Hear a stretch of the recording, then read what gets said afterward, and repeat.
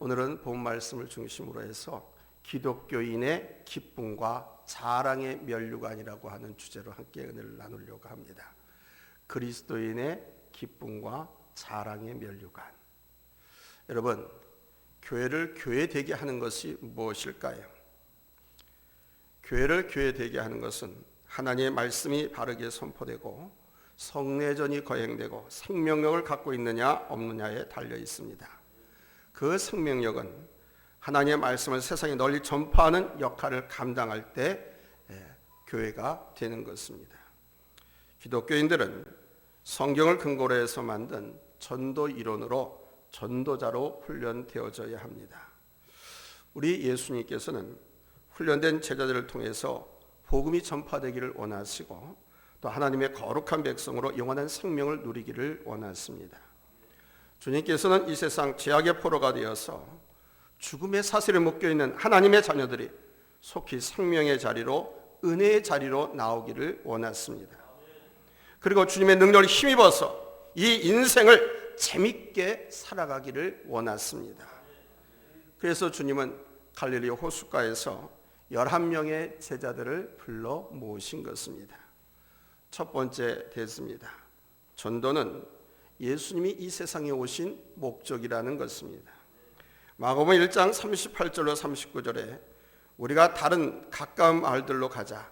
거기서도 전도하리니 내가 이를 위하여 왔노라 하시고 이에 온 갈릴리에 다니시며 그들의 여러 회당에서 전도하시고 또 귀신들을 내쫓으시더라 그랬습니다. 예수님께서 이 땅에 오신 목적이 바로 죄인들을 구원하기 위해서라고 직접 말씀하셨습니다. 우리 예수님께서는 전도를 통해서 자기 백성들을 찾고 구원하시는 것입니다. 사람들 가운데도 보면 다른 사람에게 영향을 받는가 하면 다른 사람에게 영향을 주는 사람이 있습니다. 하나님의 생명이 있는 사람이 영향을 주는 사람이지요. 하나님의 생명이 없는 사람은 환경과 여건에 따라서 그냥 이리 흔들리고 저리 흔들리고 휘청거립니다. 이 소리를 들으면 이럴까, 저 소리를 들으면 저럴까, 삶의 중심이 없이 헷갈리게 살아갑니다. 그냥 우연히 잘 되겠지라고 막연한 기대 가운데 살아가기도 하고요. 믿음으로 산다라는 것은 우연을 기대하며 사는 것이 아닙니다. 교회 다니냐고 물어보면 절에 다닌다고 하는 사람들이 있습니다. 그래도 예수를 믿어야 한다고 말씀들을 하셔야 됩니다. 불교는 우연이지 목적이 있는 종교가 아닙니다. 불교는 돌고 도는 것입니다. 이 돌고 도는 이 사이클이 아직 한 번도 인류 역사상에 나타나지 않았습니다. 불교의 역사가는 원입니다. 그러나 우리 기독교의 역사가는 일직선입니다. 시작이 있고 끝맺음이 분명합니다. 주님께서는 여호와께서 만민에게 심판을 행하시오니 여호와여 나의 의와 나의 성실함을 따라 나를 심판하소서. 악인의 악을 끊고 의인을 세우소서. 의로우신 하나님이 사람의 마음과 양심을 감찰하시나이다. 나의 방패는 마음이 정직한 자를 구원하시는 하나님께 있도다. 하나님은 의로우신 재판장이시며 매일 분노하시는 하나님이시로다. 사람이 회개하지 아니하면 그가 그의 칼을 갔으며 그의 활을 이미 당기어 예비하셨도다 그랬습니다. 하나님이 칼을 갈고 계신답니다. 활은 이미 당겨서 준비되어 있다고 합니다. 놓기만 하면 심판의 화살이 슝 하고 날아갑니다. 우리는 어디에서 살아가든지 우리 주님으로부터 파송받은 사람이라는 것을 알아야 됩니다. 사람들은 저마다 세상의 목적과 어둠에 사로잡혀 있습니다. 이것은 마치 시한폭탄을 이 가슴이 안고 사는 것과 같아요. 하나님의 형상으로 지음받은 인간이 죄 때문에 이 하나님의 형상이 부서졌습니다. 이 하나님의 형상이 산산조각이 났습니다. 로마서 1장 21절로 25절에 하나님의 형상이 산산조각이 난 실태를 이렇게 말합니다. 하나님을 알되 하나님을 영화롭게도 아니하며 감사하지도 아니하고 오히려 그 생각이 허망하였으며 미련한 마음이 어두워졌나니 스스로 지혜 있다 하나 어리석게 되어 썩어지지 아니하는 하나님의 영광을 썩어질 사람과 새와 짐승과 기어다니는 동물 모양의 우상으로 바꾸었느니라. 그러므로 하나님께서 그들을 마음의 정욕대로 더러움에 내버려 두사 그들의 몸을 서로 욕되게 하셨으니 이는 그들이 하나님의 진리를 거짓 것으로 바꾸어 피조물을 조물주보다 더 경배하고 섬김이라. 하나님께서 우리 인간을 더러움에 내버려 두셨다는 말씀입니다. 사람들 가운데는 귀하고 아름다운 사람이 있는가 하면 더러움에 내버려둔 인생들도 있습니다. 누가복음 19장 10절에 우리 주님은 인자에 온 것은 잃어버린 자를 찾아 구원하려 함이라고 말씀하셨습니다. 이사야 선지자를 통해서는 내가 붙드는 나의 종, 내 마음에 기뻐하는 자, 곧 내가 택한 사람을 보라. 내가 나의 영을 그에게 주었은즉 그가 이방의 정예를 베풀리라. 그는 외치지 아니하며 목소리를 높이지 아니하며 그 소리를 거리에 들리게 하지 아니하며 상한 갈대를 꺾지 아니하며 꺼져가는 등불을 끄지 아니하고 진실로 정예를 시행할 것이라. 아멘. 상한 갈대, 이미 상품으로서 가치가 없지요. 꺼져가는 등불, 더 이상 계속해서 빛을 발할 수가 없습니다. 그냥 버려야 되겠지요. 그러나 우리 하나님은 그것을 다시 살리시고 회복시키시겠다고 선언했습니다. 다 끝났다, 안 됐다, 이제 나 어쩔 수 없어 라고 하는 것조차도 우리 주님은 다시금 기대하시고 기다리신다는 사실을 잊지 마십시오. 두 번째로, 전도는 항상 함께 하시는 우리 주님의 명령이라는 사실입니다. 본문 18절로 20절입니다. 예수께서 나와 말씀하여 이르시되 하늘과 땅의 모든 것을 내게 주셨으니 그러므로 너희는 가서 모든 민족을 제자로 삼아 아버지와 아들과 성령의 이름으로 세례를 베풀고 내가 너에게 분부한 모든 것을 가르쳐 지키게 하라 말씀하셨습니다. 전도를 선택으로 오해하는 분들이 있습니다. 전도는 하면 좋고 안 해도 되는 옵션이 아닙니다. 전도는 우리 주님의 지상 최후의 명령입니다. 우리 주님의 마지막 명령이기에 전도는 무조건 해야 합니다. 부담되십니까? 무조건 해야 됩니다. 여러분이 안 하셔도 부담되고 고개 설레설레 짖는다 하더라도 주님의 명령이기 때문에 전 여러분들에게 강권합니다. 해도 좋고 안 해도 그만인 것이 아닌 무조건 해야 하는 주님의 명령입니다. 그게 뭐라고요? 그게 뭐라고요? 전도입니다. 왜 주님께서 해도 되고 안 해도 되는 것이 아니라 무조건 해야 된다라고 강조하시느냐? 이 정도 강조하냐? 그 이유는 인간의 생명이 천하보다 귀하기 때문입니다. 그래서 전도는 그리스도인들의 의무이고 책임인 거예요. 명령에 충성해서 혁혁한 공을 세운 군인에게는 훈장이 주어지는 것처럼 주님의 명령에 순종하고 헌신한 성도들에게는 여러분 하늘의 별같이 빛나는 우리 하나님의 상급이 주어지는 줄로 믿습니다.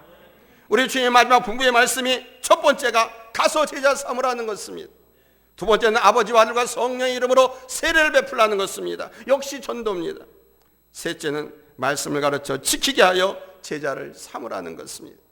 이것이 우리 주님의 지상 최대의 명령입니다.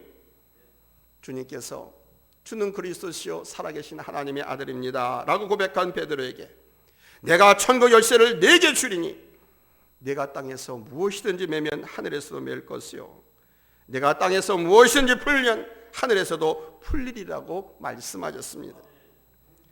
하늘의 축복을 매고 풀 수 있는 권리가 하늘과 땅의 권세입니다. 이것은 능력을 말합니다. 이것은 파워를 말하는 거예요. 그러나 베드로는 이런 천국 열쇠를 받았지만 사용하지 못하고 그냥 감춰두고 있었습니다. 성령 충만하지 못하면 천국의 열쇠를 사용하지 못하고 땅에 묻어둔 악하고 게으른 종과 같습니다. 하나님, 나는 아니겠지요. 감히 이렇게 말할 수 있을까요? 하나님, 저는 아니지요. 악하고 게으른 종 아니지요. 성령의 충만함은 주님의 명령을 지킬 수 있는 에너지를 얻는 통로인 것입니다. 그러므로 모든 시간을 통해서 말씀과 성령으로 여러분 성령 충만하시기를 예수님의 이름으로 축원합니다. 세 번째는 전도는 우리 주님의 임재를 강하게 느낄 수 있는 방법이라는 것입니다. 사도행전 1장 8절에 오직 성령이 너희에게 임하시면 너희가 권능을 받고 예루살렘과 온 유대와 사마리아 땅끝까지 이르러 내 증인이 되리라 하시니라 그러셨습니다. 예수님께서 부활하신 후 많은 제자들에게 보이시고 강론하시고 하늘로 승천하시자 이제 제자들이 할 수 있는 일이란 아무것도 없었습니다. 그럼 마가의 다락방에 모여서 기도하는 것이 전부였습니다. 그런 그들이 가만히 있지 못하고 예루살렘 거리에 뛰쳐나가서 복음을 전하기 시작했습니다. 그 이유는 바로 그들에게 성령이 충만하게 임했기 때문이었습니다. 하나님께서 우리에게 성령을 주시는 이유를 알아야 됩니다. 하나님께서 우리에게 은혜를 주시는 이유를 알아야 됩니다. 하나님께서 우리에게 성령 충만을 허락하시는 이유를 알아야 됩니다. 그 목적을 알아야 됩니다. 성령 충만의 목적은 바로 전도의 동력이 되게 하기 위해서인 거예요. 그뿐만이 아닙니다. 성령 충만은 실패한 제자들에게 주시는 우리 하나님의 프리센트입니다. 선물입니다. 그 선물은 마가의 다락방에서 자신의 무능함을 인정하고 주님께 무릎 꿇을 때 받았습니다. 주님 앞에 모든 것을 내려놓고 항복하는 사람, 주님 앞에 무릎 꿇는 자는 주님의 음성을 듣습니다. 여러분 분명히 기억하시기 바랍니다. 누구든지 주님의 음성을 들어야 삽니다. 주님의 음성을 들어야 교회가 살아나고 가정이 살아나고 사회가 살아납니다. 주님의 음성을 듣는 심령만이 살아나는 거예요. 주님께서는 진실로 진실로 너희에게 이르노니 죽은 자들이 하나님의 아들의 음성을 들을 때가 오나니 곧 이때라. 듣는 자는 살아나리라. 아버지께서 자기 속에 생명이 있음 같이 아들에게도 생명을 주어서 그 속에 있게 하셨고 또 인자됨으로 말미암아 심판하는 권한을 주셨느니라. 아들에게 생명을 주어서 그 속에 있게 하셨다고 말씀했습니다. 생명이 생명을 낳는 거예요. 인조는 생명이 없습니다. 이거 인조예요. 그렇죠? 여기는 향기가 없어요. 향기가 없으면 나비와 벌이 찾아들지 않아요. 나비와 벌이 찾아들지 않으면 열매를 못 맺어요. 향기가 없으면 인조는 아무리 화려하고 아무리 예쁘다 그것은 가짜입니다. 조화에는 향기가 없어요. 벌과 나비를 불러들이지 못합니다. 주님의 음성을 듣고 아멘 하는 자는 주님의 생명을 얻은 사람입니다. 주님께서 나를 하나님의 저주와 심판에서 구원해내셨습니다. 주님이 나를 구원하신 목적이 뭡니까? 그것은 나를 통해서 다른 사람의 영혼을 구원하시기 위함입니다. 그것이 내 남편일 수도 있고 내 아내일 수도 있고 부모일 수도 있고 형제일 수도 있고 자식일 수도 있고 이웃일 수도 있고 친구일 수도 있고 동료일 수도 있고 스승일 수도 있고 아멘. 나를 통해서 다른 영혼을 구원하기 위해서 나를 먼저 구원하십니다. 아멘. 내가 만나는 사람마다 나로 인해서 구원의 역사가 나타나기를 간절히 우리 하나님은 소원하고 계십니다. 데살로니가전서 2장 4절에 오직 하나님께 옳게 여기심을 입어 복음을 위탁받았으니 우리가 이와 같이 말하면 사람을 기쁘게 하려 함이 아니요 오직 우리 마음을 감찰하시는 하나님을 기쁘시게 하려 함이라 그랬습니다. 우리 주님을 기쁘시게 하는 일이 복음을 전하는 일이라는 겁니다. 우리 하나님을 기쁘시게 하는 일이 생명을 구해내는 일이라는 겁니다. 내가 다른 사람의 영혼이 불쌍해지고 그 남편이든 아내든 부모든 형제든 친구든 이웃이든 그 사람의 영혼이 불쌍해지고 전도할 마음이 있다고 하면 여러분 하나님 앞에 감사하십시오. 하나님의 성령이 여러분을 주관하고 있는 거예요. 여러분의 마음속에 영혼을 불쌍히 여기고 사랑하는 마음을 줘서 그를 전도하게끔 하는 동기를 지금 주고 있는 거예요. 그러니까 하나님의 성령이 지금 나와 교통하고 있는 거예요. 하나님 앞에 복음을 전하거나 전도하고 싶은 열정이 있으신 분들은 감사하시기 바랍니다. 하나님께 상급을 받을 수가 있습니다. 인생을 살아가면서 가장 소중한 가치가 있다면 생명을 살리는 거죠. 아무리 떵떵거리고 큰 업적을 남겼어도 죽으면 그는 죽은 사자 호랑이에요. 지금 보잘것 것 없이 살아가는 것 같아도 살아있는 그 개가 더 낫다고 주님께서 말씀했어요. 왜 산 개가 더 낫다고 말씀하신 줄 아십니까? 죽은 사자는 이미 모든 기회가 없어졌어요. 근데 살아있는 산 개는 아직 기회가 무궁무진한 거예요. 아멘? 그래서 죽은 사자보다 더 큰 업적, 더 큰 영광을 나타낼 수 있기 때문에 산 개가 더 낫다라고 그러는 거예요. 인생을 살아가면서 가장 소중한 가치는 생명을 살리는 거죠. 그래서 의술이 귀하고 생명공학이 소중한 것입니다. 그러나 더 중요한 것이 뭔지 아십니까? 바로 영혼을 구하는 겁니다. 사도 바울은 데살로니가전서 2장 19절로 20절에서 우리의 소망이나 기쁨이나 자랑의 면류관이 무엇이냐? 주가 강림하실 때 우리 주 예수 앞에 너희가 아니냐? 너희는 우리의 영광이요 기쁨이니라 그랬습니다. 또한 빌립보서 4장 1절에 그러므로 나의 사랑하고 사모하는 형제들 나의 기쁨이요 면류관인 사랑하는 자들아 이와 같이 주 안에 서라. 여기 나의 기쁨이고 자랑이고 면류관이 누구라는 거냐면 내가 전도한 그 사람이 면류관이고 자랑이고 기쁨이 된다는 거예요. 우리 하나님께서는 많은 영혼을 주께로 돌아오게 한 자는 하늘의 별같이 빛나게 하겠다고 축복을 약속하셨어요. 우리 인간에게 불가피한 것이 있다고 하면 그건 언젠가는 인간은 죽는다는 것입니다. 그 후에는 우리가 행한 대로 심판을 받습니다. 과연 나는 어떤 심판을 받을 것인가? 깊이 생각하고 살아야 합니다. 부끄러운 구원도 있습니다.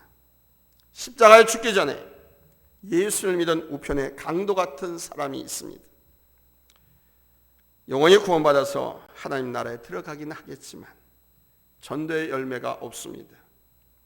이것은 그에게 아무런 영광도 없습니다. 기쁨도 없는 구원입니다. 오직 자기 영혼만 천국 가는 거예요. 그러나 전도는 훗날 주님 앞에 섰을 때 나의 영광이 됩니다. 나의 면류관이 됩니다. 하나님께 영광이 됩니다. 나의 영원한 기쁨이 되고 자랑의 모체가 되는 거예요.